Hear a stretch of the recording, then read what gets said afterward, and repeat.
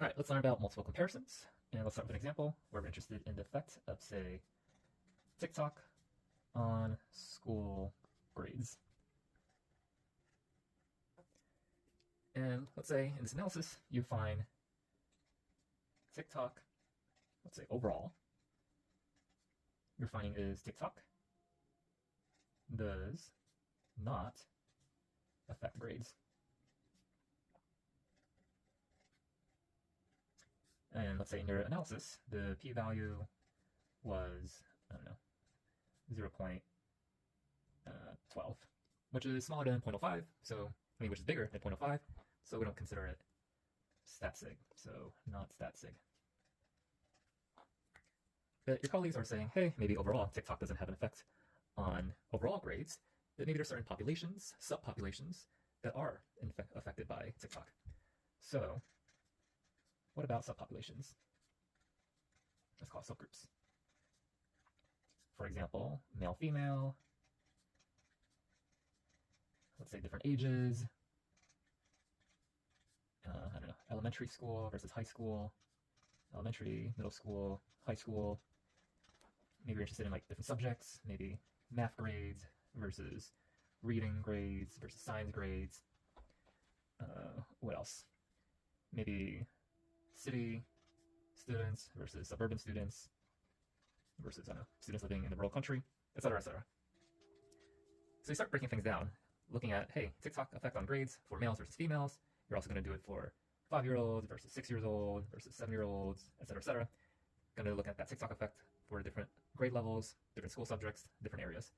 And what's going to happen is, let's see, the more comparisons you make, the more likely you'll actually find a stat sig effect, purely by chance.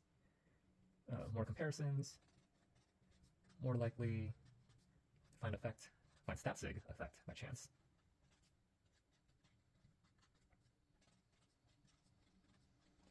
Which is going to be known as false positive. That means you say, yes, there's a difference between, I don't know, males and females. In reality, there isn't. So what ends up happening is you're slicing and dicing so many different ways. You're going to slice it for gender, age, grade, subject, etc., etc. You're just going to purely find something by chance that's stat sig because of noise, for example. So one way to combat this is using something known as Bonferroni correction.